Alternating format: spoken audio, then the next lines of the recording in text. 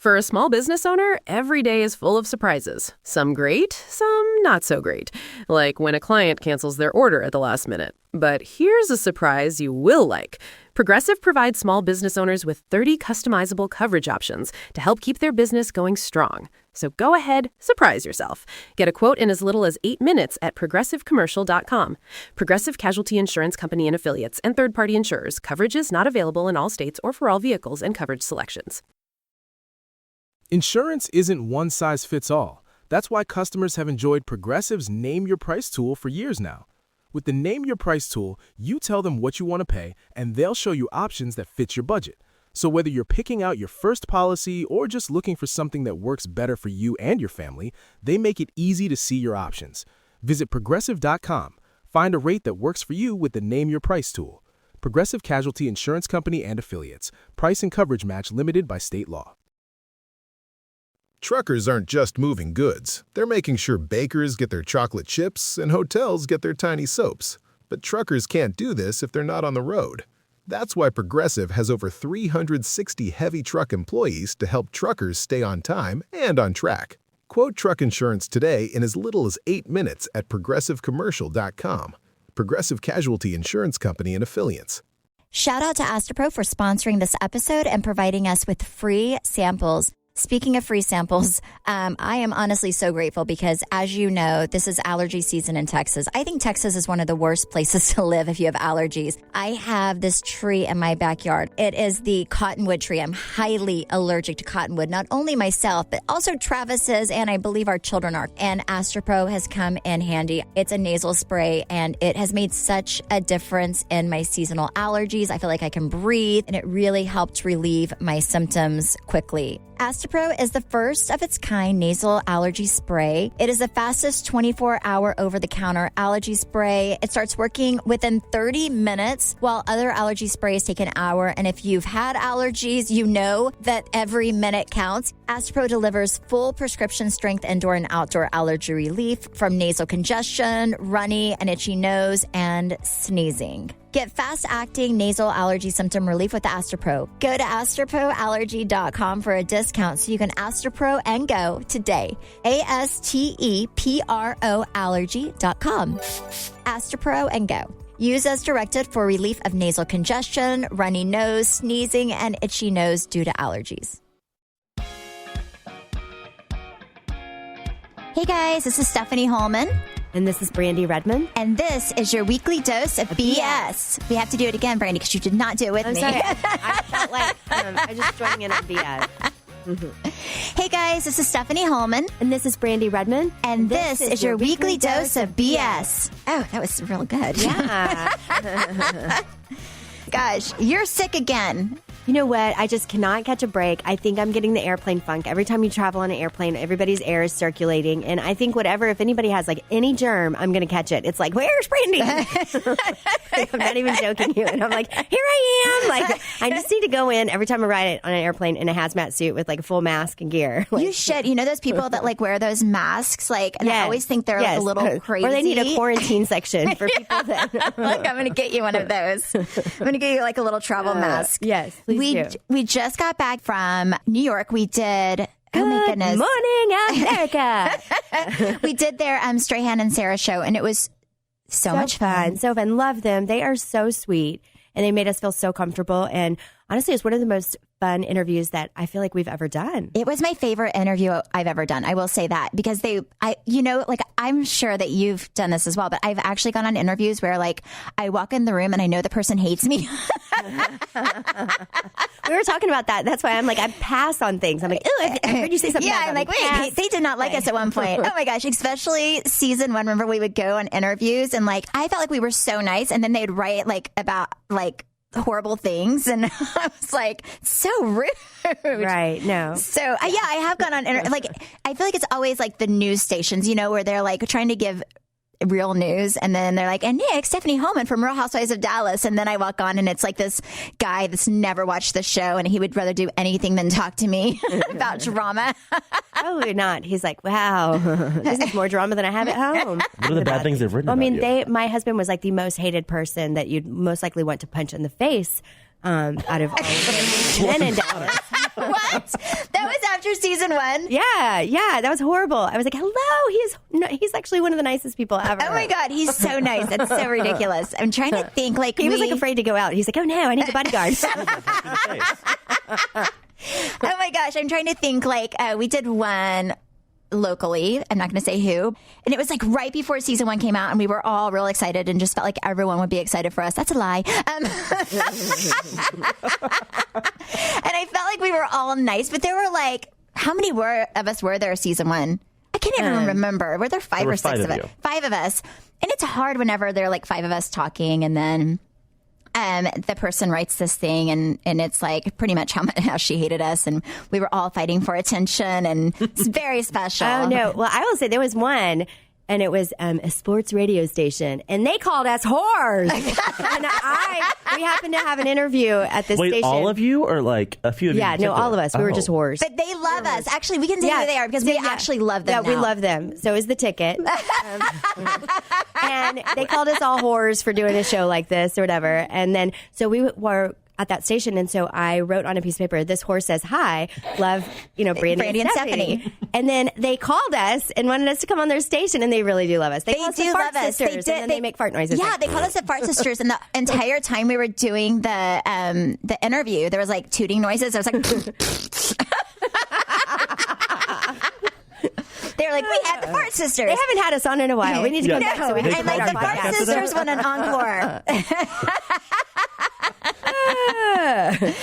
Corby, call us. I don't know if they were loving. Actually, they did say they liked us. They said they watched it. They thought we'd be pretentious, and they watched it and realized that we were nasty. They liked us. They're nasty. But who are those old ladies? And I was like, I don't know. Who are they?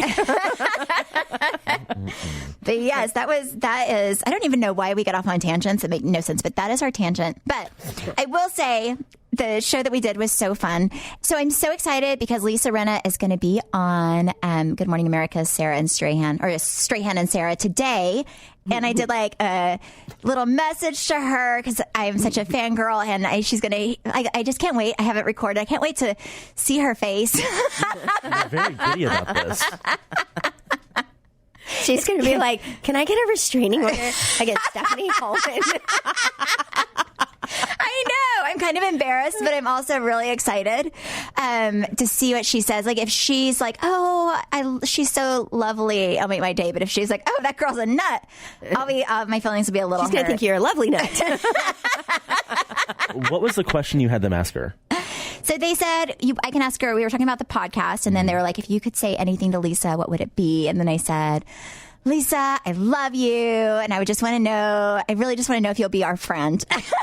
It was like a desperate plea. It was real desperation. It was cute. But whatever. Really it was the question I really wanted to ask her. I love that she grouped me in there. Will you be our friend? She's a little more normal. You're either going up or down together. I know, right? I didn't want to leave Brandi out and make her feel like I still didn't want to be her friend. So that's very thoughtful of you. We're just going to jump on in together. Yes. It's going to be amazing. We're going to be an amazing threesome. It's almost like it's Valentine's Day and I'm telling my crush I have a crush on them, even though I'm sure she already knows because I was a big nerd at the baby shower. But just in case she forgot me, let her know I loved her. Oh my gosh. Speaking of baby shower with Andy, I have to tell you that, that first picture that he posted of him and Benjamin Allen Cohen? Yes. So that first picture, remember I messaged you because I thought, oh my gosh, we should take advantage of FrameBridge and we should send him a picture of him and the baby from the Weekly Dose of BS. Yes. Yes. And so we did. Oh my gosh. Did he receive it? He got it. Yes. Oh, good. Yes. Oh my gosh. So I'm putting it out there. It was super easy and it was the perfect gift because here it was. It was an instant thought. Here it was. This is going to mean something. This is his first post of his baby for everybody to see. So I took advantage of FrameBridge. And if you don't know FrameBridge, you probably heard us talking about it. They make it super easy and affordable to frame your favorite things from art prints and posters to the travel photos sitting on your phone or somebody's Insta for their first post. Oh my gosh, it's so cute. There's actually a link where you can upload from Instagram, Are like you your social media accounts. Yes. I did not see that because I've ordered stuff from them before and I've never. Right. Yeah. No, you can from anything off of your social media. There's like an instant link. It marries the two and you can just pick off of your social media. And that's what I did for Andy's photo. Yes. So get started today. Frame your photos or send the perfect gift for weddings, birthdays, and special events. Go to framebridge.com and use promo code WeeklyDose, all caps. You'll save an additional 15% off your first order. Just go to framebridge.com, promo code WeeklyDose. Framebridge.com, promo code WeeklyDose, all caps. I ordered it the day that he posted it, and I had it delivered the day before Valentine's Day, and he got it. Oh, that's it was so perfect. sweet. Yes. So I sent Travis a Valentine's Day gift because, last week was Valentine's and I was solo mio.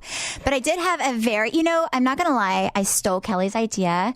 And we had Kelly on last week, and she said she was going to hibachi with her family, and because she has the children with her, and I was like, that is brilliantly amazing. So Trey got on that, and as a very dysfunctional family, Trey decided he was going to go with me, Chance, Cruz, and him to a romantic Valentine's Day dinner, and we were at a table with like 16-year-old lovebirds. Oh, they were like 14. It was super freaking romantic. I know they were probably 14. Yeah, like they were like on probably their first date, and Chance was in a really bad mood, so there was no romance at our table. No, and I think the girl sitting across from you knew who you were, and she was more impressed with you than her date. Oh my gosh, it was so staring. it was so weird. It was so I mean, it was very special, but the food was good, and it was a very special evening, and it was the most dinner. It was like 5:30. It was like us and the 14-year-olds, and early bird special people. Oh, I love it. But it was fun. It was it was not that fun, but it was okay. Oh my gosh. Well, I was in Miami, as you know, and I was helping Brian with business, but I always go down there this time of year because they have the Miami Boat Show. And so we worked and played, and I kept hearing about this club that everybody said to go to. And I was like, okay, yeah, we'll go try it. So then, a bunch of people show up, and we decided to go one of the nights. And so I don't know if I should say the name of this club, but we get there, and it's a lot like Zippers? No. Hold on. It's like the Abbey, but the opposite. Okay. So, yes. And I was kind of like, oh my gosh, these women have a really good job. You know why? Because they're running around taking selfies of each other. They get to drink, and they're talking to their friends, and they're dancing to the music. Like that's they work there? They work there. What's the opposite of the Abbey? Well, because instead of... it's a lesbian Abbey. Right. It was, instead of males, it was females. Oh, that's interesting. Yeah. So Brian got me back, people. Just saying. Did you like it though? I mean, it was fun, but it was kind of funny because one of the girls was wearing, and I was like, oh my gosh, I hope she feels good about herself. Like, if she doesn't, if she wants to try something else, like she could go work at McDonald's because she has nice golden arches. Wait, what do you mean she was wearing what? What is that? What is boobs or booty? What's golden arches mean? Never mind. Don't look at me. I don't know. What is golden arches? What do you think golden arches is? Oh, her thong? Like was showing? Yeah, that's all she was wearing. But it was like nice golden arches in her butt. Like did this like nice like big I don't know. Maybe they're butt implants. I don't know. Oh, she had a nice butt?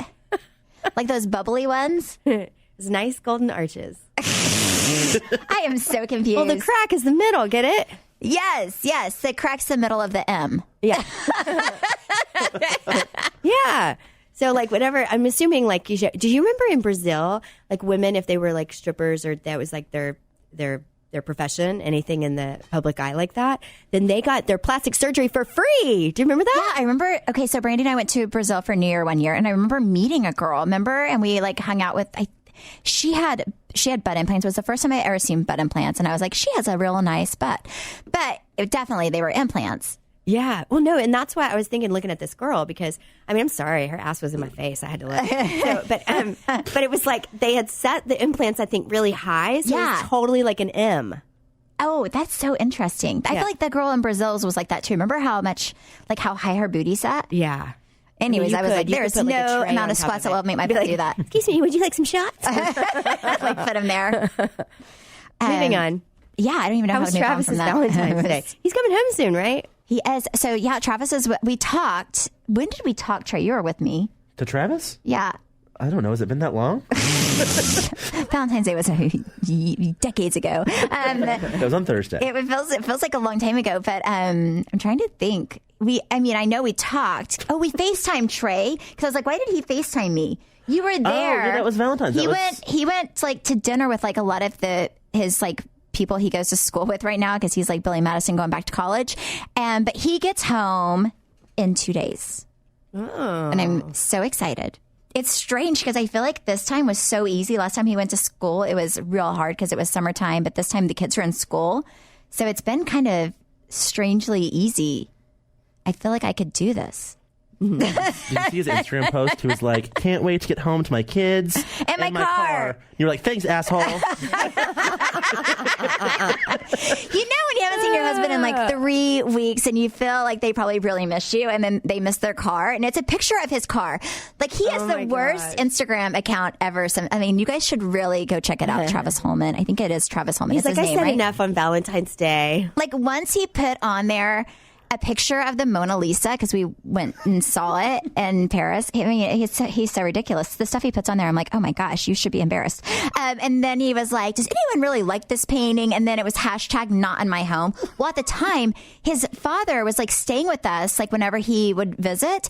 And so Travis let his father decorate his own room. This was like a few years ago. And his father had a picture of the Mona Lisa above his bed. And I was like, actually, it was in your house for like 3 years. So, like, it was whatever. in my grandparents' house. Huh? It was in my grandparents' house. And I remember walking up and down the stairs being like, are you looking at me? Oh my gosh, it's so funny. But it's so weird. I would like crawl down below on the stairs because it was like hanging above the stairs. And I'd crawl underneath, like low on the stairs just so, because I felt like it was looking at me. Yeah. Right? Like, I guess that's what it's supposed to say. It's supposed to kind I of wonder who look at you inherited from that. I ever. wonder if it was real. I've seen the Mona Lisa in person, and I will say I thought it would be huge because that's how it is above my father-in-law's bed. But it was really small, and it was a little underwhelming because I thought it was going to be this massive, amazing. It was not How that big was it? Like really small, like about the size of my frame bridge picture.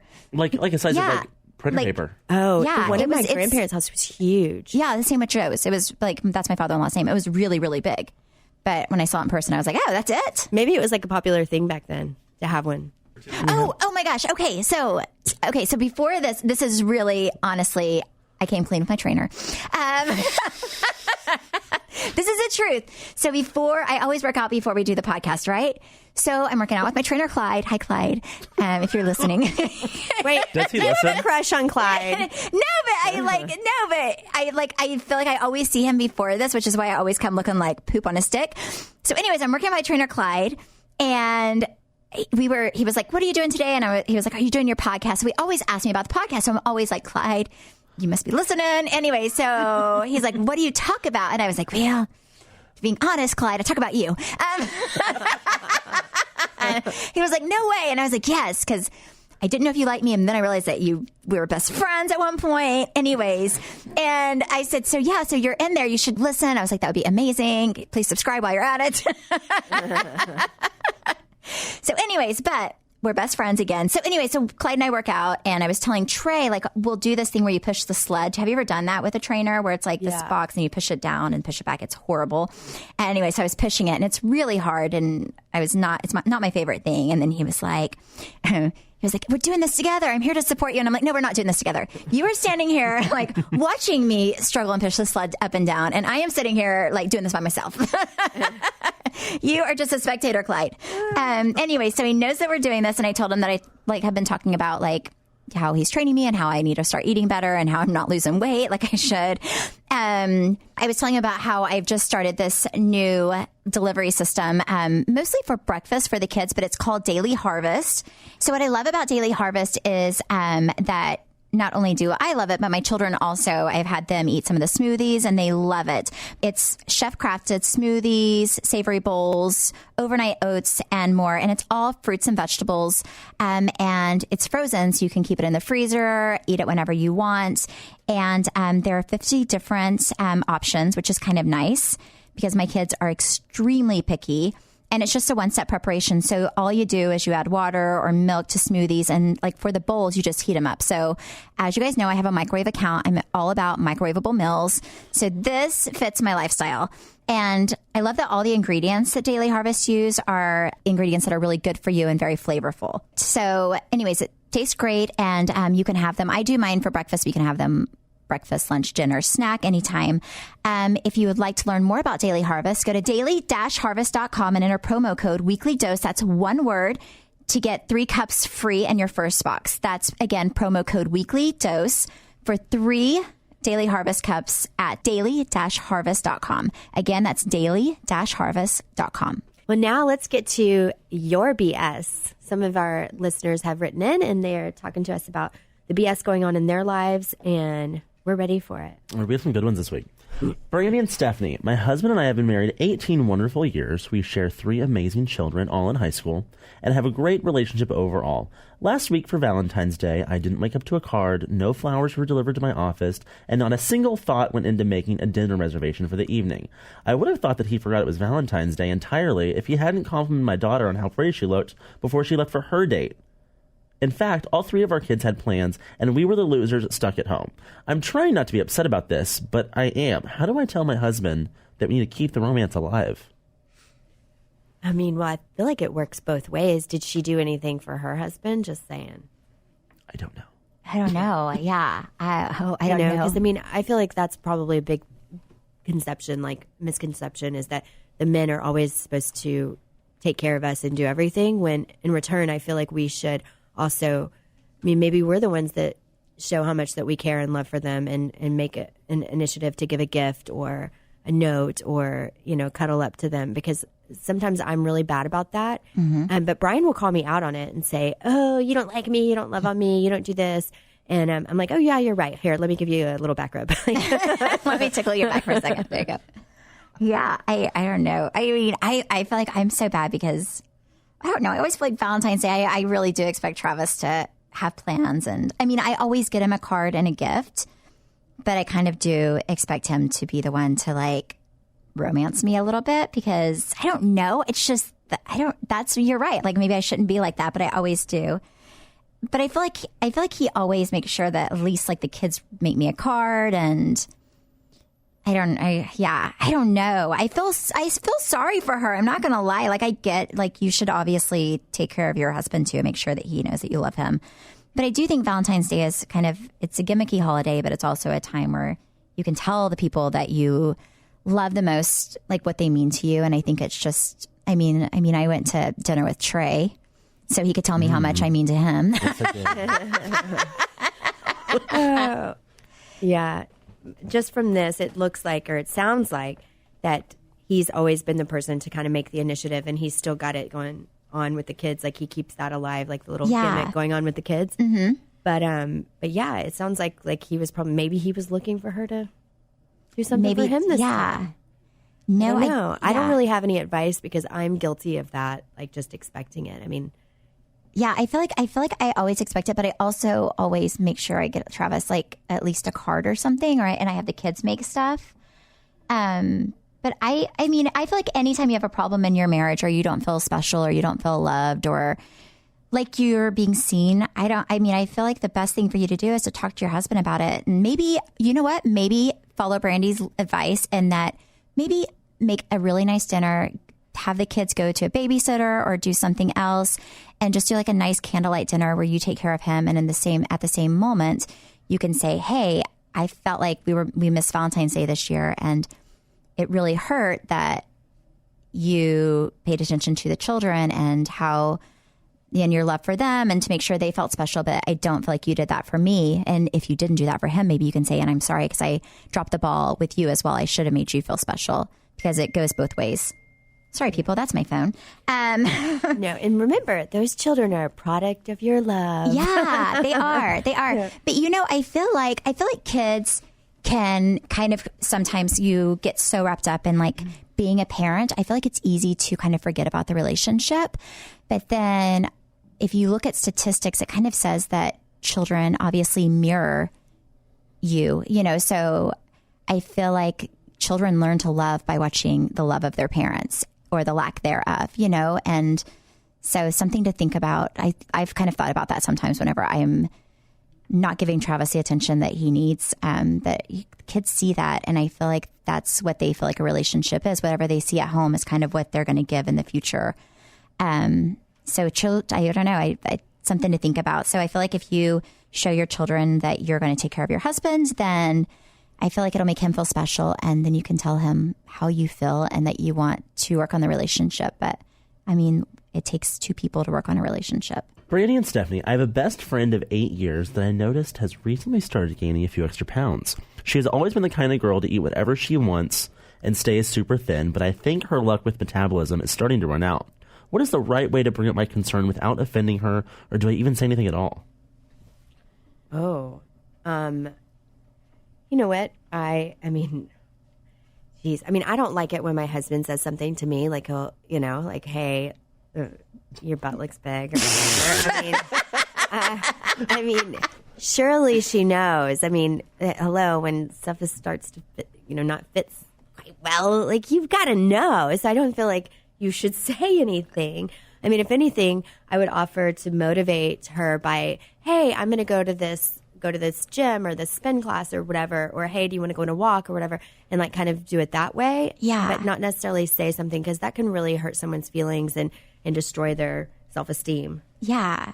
Also, like, I think it's, I don't know, like so I will say, somebody wrote me after the Facebook, when we were looking at Facebook, and I was like, oh, I was so skinny there. MySpace. And they were like, MySpace, my gosh, the MySpace. And I was like, oh, I was so skinny there. And they were like, oh, I just, I don't want people to feel like skinny is like, do you still feel beautiful now? And I'm like, well, yeah, I do feel beautiful. I just have to work out a lot harder. But I feel like I live so much of my life, and it's hard to do this show because I'm a very curvy girl by nature. I have a hard time. Like, I will never be like a skinny girl, like a little, like I have a booty, I have boobs. I just have always been curvy. But I feel like I've learned to kind of embrace who I am in my body, because if not, I would be a miserable person trying to fit into a mold that I could never fit into, because it's not the way God made me. But I also feel like if our self-esteem and self-worth is based on what we look like and our weight, then that's a really sad place to be. So don't put that pressure on your friends, because I feel like the world is so hard, and people are so hurtful to each other about the way they look. I mean, we get it all the time, Brandi. I mean, we'll be on social media, and I'll, thankfully not on my page too much, but I'll look at other people's, other pages where they post about us, and they say such horrible things. They're like, oh, so much plastic surgery. And I'm like, actually, we've not had any plastic surgery. I mean, we're just getting older, but it's like, it's hurtful. And I feel like being the brunt of that and seeing that, and being a silent observer of what goes on in social media whenever you do our show, people notice everything. Like, you can gain 5 pounds and they say something, and then it's like you never feel good enough sometimes. And so I don't know. So I'm always just like, let your friend live her life. And if she stresses you that she wants to lose weight, he or she wants to lose weight, then that's one thing. But I just don't feel like you should ever be like, hey, you need to be thin to be happy, and feel like that's a problem that she has, because maybe she likes having a bigger booty. Yeah. I like having a booty. It's fine. I mean, I do think that when you're close friends with someone, you naturally will say, oh my gosh, like I've gained some weight, or I feel heavy or bloated. Mm-hmm. You naturally will open up about things like that. And normally there's a reason, or you can just be like, oh my gosh, I've just been, I've been out too much and whatever. Yeah. I mean, people know, they can figure themselves out, and they know what's right and wrong for their body. And, so I don't think it's anybody's, it's no one's place unless you're paying a doctor or a trainer to tell you. Yeah, unless you are her personal trainer, which even then, don't do it. Pride. Just motivate. I don't know. I don't know. I just think it's so sad, because, by the way, everybody's metabolism and everything totally changes with age. So yeah. Like, I can tell this year, especially, like, I can tell, like, it's harder for me to gain muscle mass. I feel like I have to work out a lot harder. I can just tell my metabolism's going down. And does it stress me out? Yeah, but can I change it? No. And I'm going to get older and older. So I'm just trying to embrace myself, how I am. And, just that's aging. And I'm just so grateful to be here, and that God has given me more years with my children, that I'll take it. Yeah. I mean, I have a friend who I personally cannot wait for her metabolism to run out, because she gains an ab for every burrito she eats, and it's just disgusting. Yeah, no, I mean, my sister. Like, you have this coming. My sister was like, she could eat anything and everything when she was younger, and now she has to work out. But I don't know. I was always jealous of her, but I'm like, you go, girl. You eat that fried chicken every day. Mm-hmm. I've never been that girl that can do it, though. I've never in my life ever been that person that just can eat anything and not gain a pound. Like, I feel like I've always, like, kind of just fluctuated, but never to the point to where it was I felt unhealthy, but I've always had to work out. Yeah. It's fine. It is what it is. Is there a lot of pressure with like cheerleaders? Do you feel like does the cheerleaders want to say something if someone like gains weight or not really? You try out. I mean, have you seen the uniforms? You have to look good to wear the uniform, but they don't have like a height weight requirement. You just have to look good in the uniform and proportionate. And and I think it says something about it because yes, do they want you to maintain what you tried out at? And sometimes they've taken ladies a little bit over and said, "Hey, we'd really like to see you here.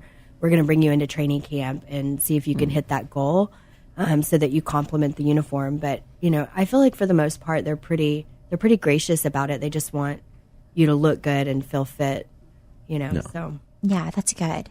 But they do weigh you before every game. Oh, gosh, yeah, that would be but so they do stressful. know. Yeah. No, yeah, it's so crazy. I don't know. But that's my thing on weight. I don't know. It's such a touchy subject. And you see all these plus size models that just love the way they look and love who they are. So I don't feel like everybody wants to be like super skinny. I feel like everybody has a different opinion on what is beautiful and what they want their body to look like. Mm-hmm. There's butt people, boob people. Yeah. There's somebody for everybody. I'm like so glad my husband's a butt man because I cannot get rid of mine.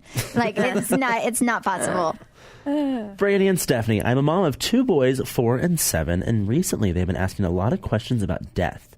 Death is a topic that I do not like to talk about because honestly it freaks me out. What is the right thing to say about death to little boys without freaking them out as well? I'm a strong believer that death is not permanent.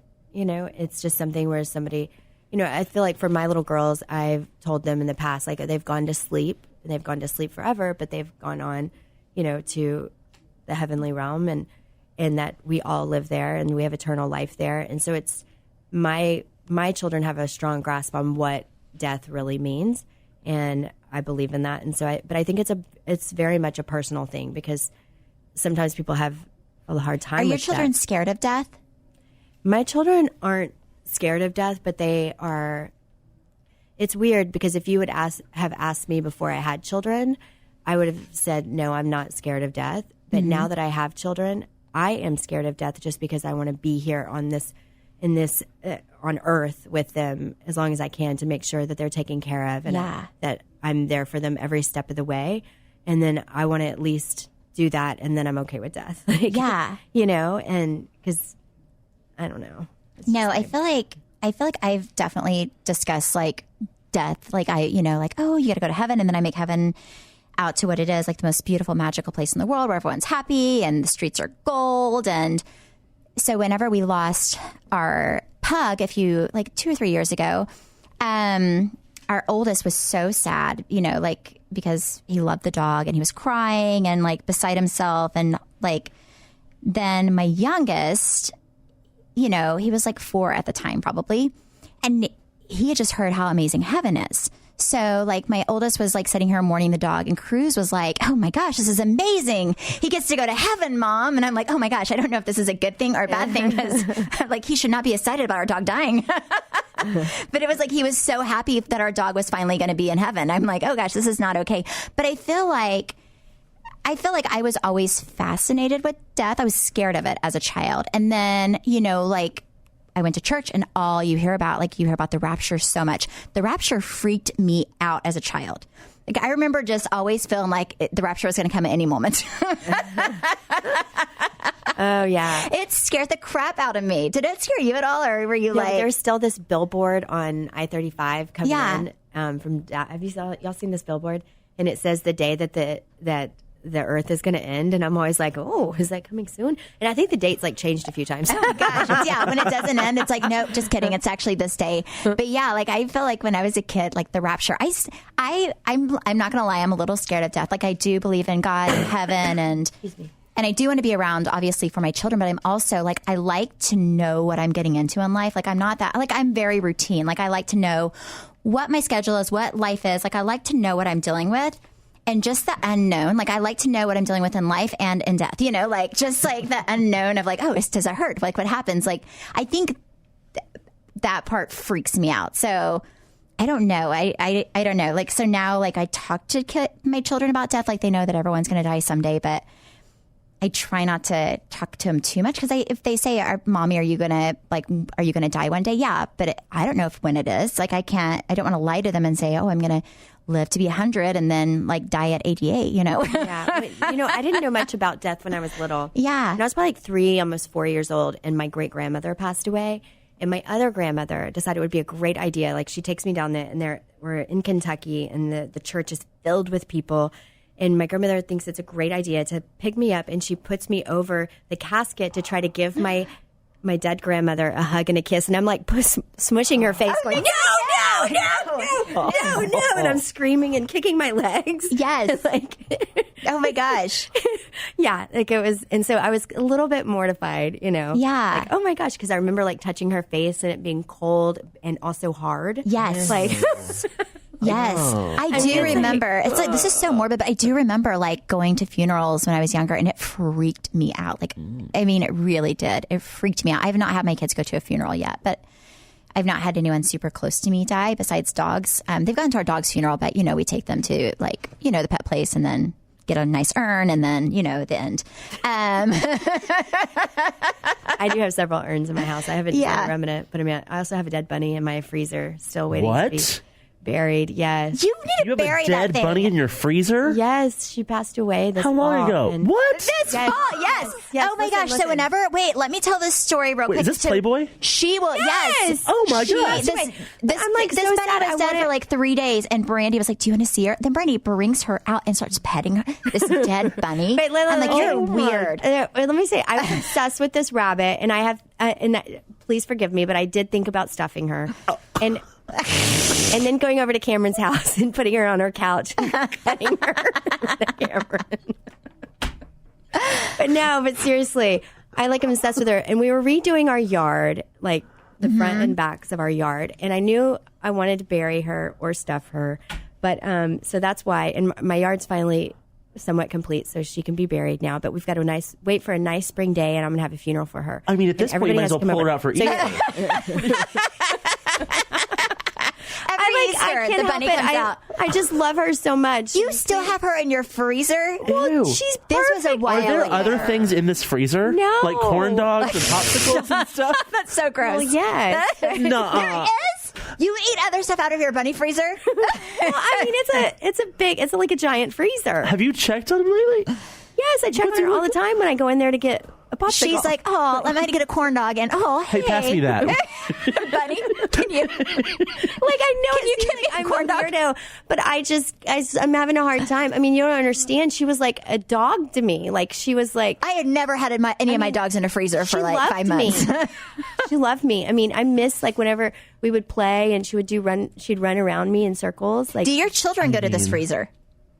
No, they're too scared now. Is it in a container or is it like just sitting there? Yeah, she's like in a I'm really afraid of what you're going to Like do a to Brian Tupperware? when and he all her dies. favorite things are in it with her. So when I bury her, it's going to be all complete. Oh my gosh. That is the weirdest thing. Hey, you know what? Don't judge me. No, I just want to know what you're going to do to Brian when he dies. When I die, Stephanie's going to crawl in that coffin with me. She's going down with me. I'd be like, "I miss you. I'm going to get out now."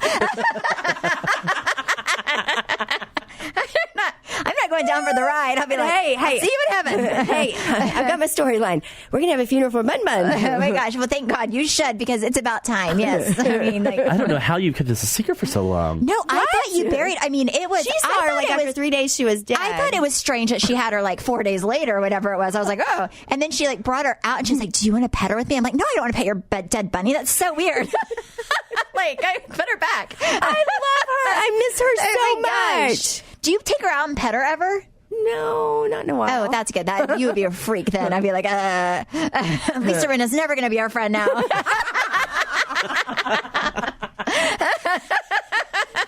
You ruined it.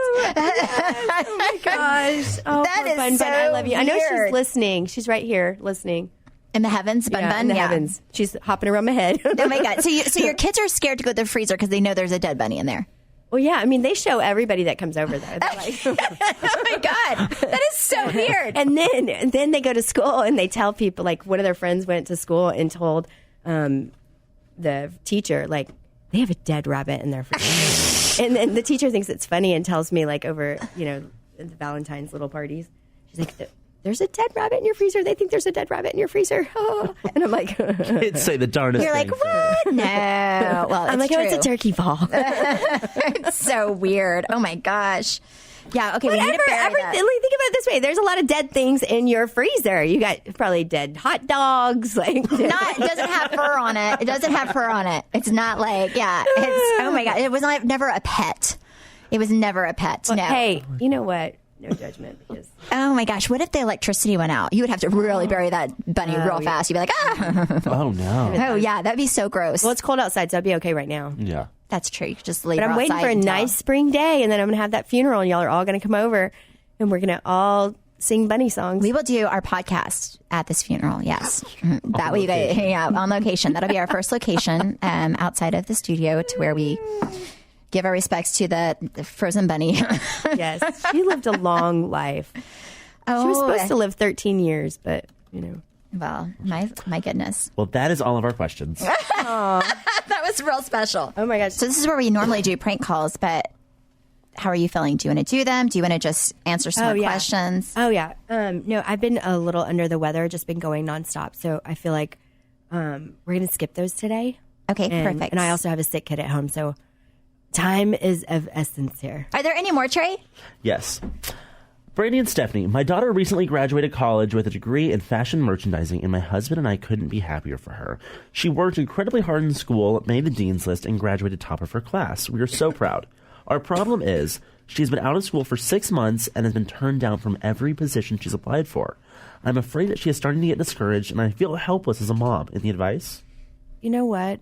I mean, I was very fortunate because when I graduated college, I was also cheering for the Cowboys, and so I kind of had that to fall back on and keep me busy. Yeah. So until something came along, but I will say my husband Brian had trouble at first. He got a lot of job offers, but he wanted to be in Dallas where I was, and he had a really hard time with it. Like, and then, organically things just happened, and I mean, it kind of pushed him in the direction that he is now, starting his own company and doing other things. So, I mean, I think it's just timing is everything, and not to give up, and and also, networking is such a huge thing. I do agree with that. Yeah, and I think that just through networking and him like making an initiative not to be like a hermit crab, but to go out and meet people and make things happen, whether it's doing the little job, what do they call it, the job fairs and all that kind of stuff. Like he went to a great school and had great grades, and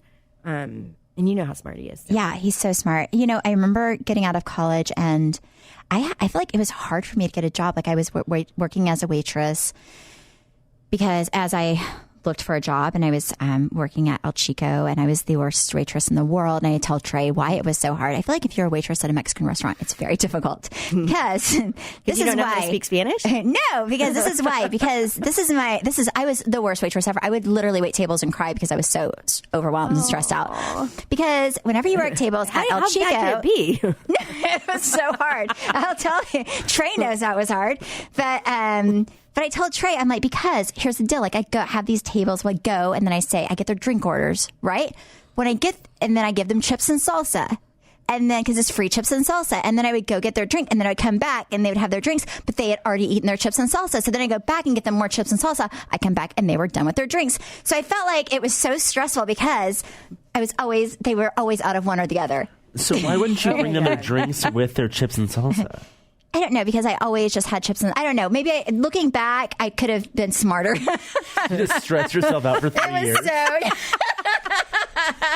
I thought it was like, because she couldn't figure out between the tomatillo sauce and the penne sauce and the sour cream sauce.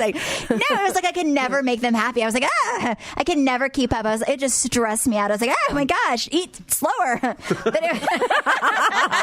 That is so funny. But yeah, it was like, literally the struggle was real. I was like, oh my gosh, all they do is eat these free chips and salsas. So, and then they would drink. I'm like, can you just not drink so fast? And then they're full, and then they leave, and all you've gotten is drink. Right. Like, And it's like like $5. You're like, oh, I got a penny for a tip. It was so bad. Anyway, so I was waiting table. So the story is I was a horrible waitress. I was so bad. I would cry, and I like the chips and salsa and the drinks stressed me out on a daily basis.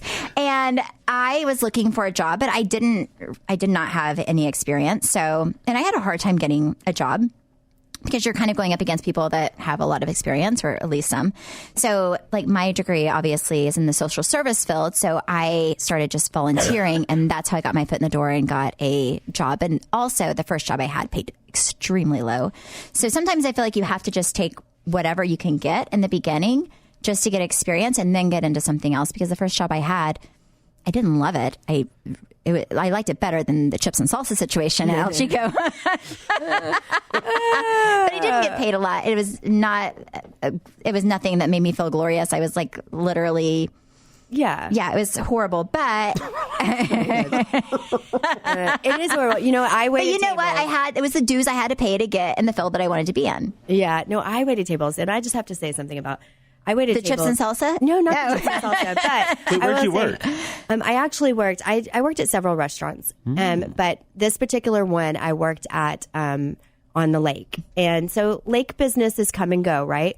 Hours were from 11 to 6 during the week, whatever, and they have to realize like people don't realize like when it's getting slow, they start to cut people, and people like they cut cooks, they cut wait staff, they cut.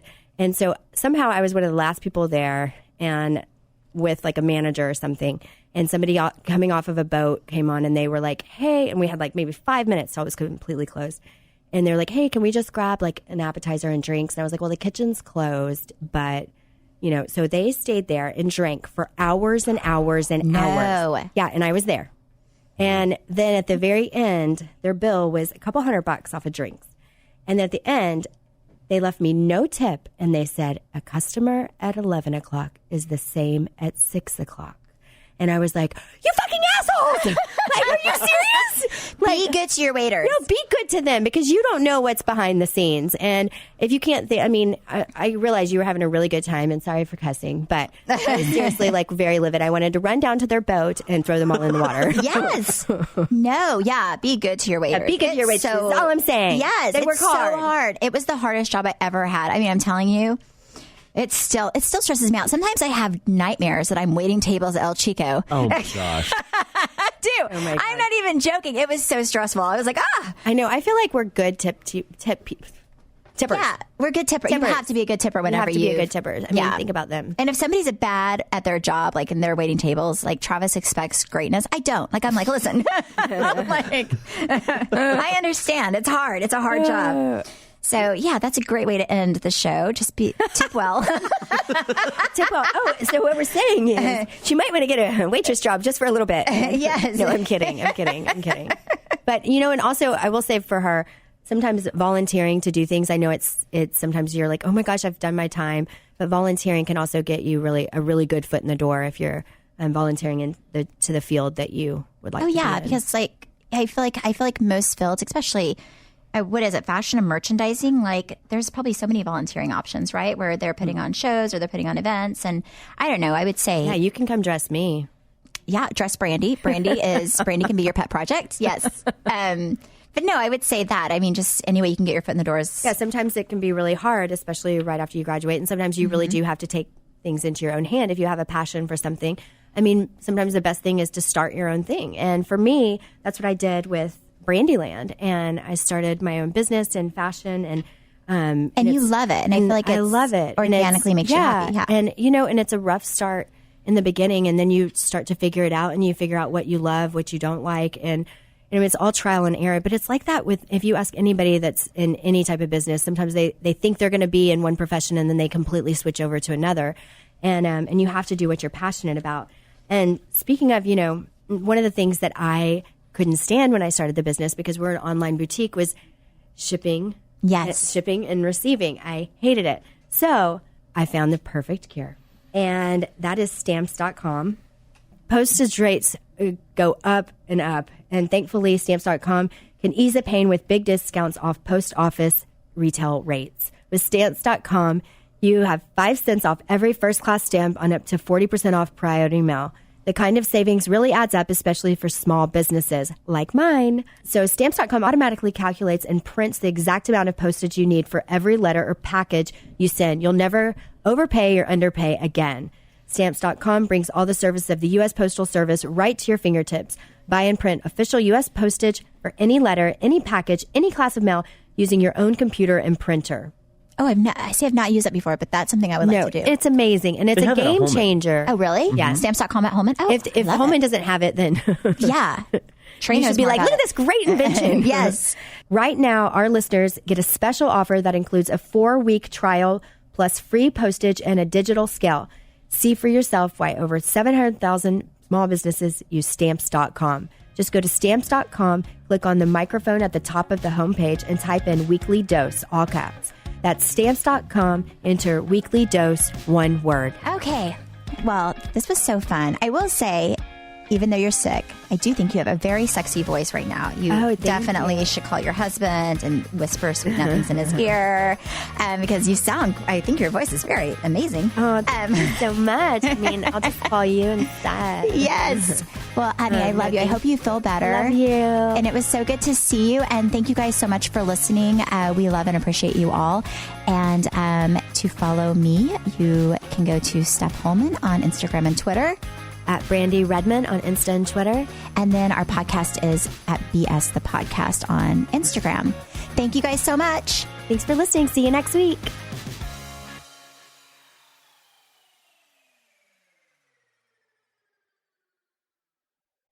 Every day as a small business owner feels like solving a puzzle. One moment you're cruising along, and the next, there's a shipping snag that has you scrambling. But here's a surprise you will like. With Progressive, small business owners save 13% on their commercial auto insurance when they pay in full. So go ahead, surprise yourself. Get a quote in as little as 8 minutes at progressivecommercial.com. Progressive Casualty Insurance Company and Affiliates. Discounts not available in all states or situations. Truckers aren't just moving goods. They're making sure bakers get their chocolate chips and hotels get their tiny soaps. But truckers can't do this if they're not on the road. That's why Progressive has over 360 heavy truck employees to help truckers stay on time and on track. Quote truck insurance today in as little as 8 minutes at progressivecommercial.com. Progressive Casualty Insurance Company and Affiliates. Insurance isn't one size fits all. That's why customers have enjoyed Progressive's Name Your Price tool for years now. With the Name Your Price tool, you tell them what you want to pay, and they'll show you options that fit your budget. So whether you're picking out your first policy or just looking for something that works better for you and your family, they make it easy to see your options. Visit Progressive.com. Find a rate that works for you with the Name Your Price tool. Progressive Casualty Insurance Company and Affiliates. Price and coverage match limited by state law.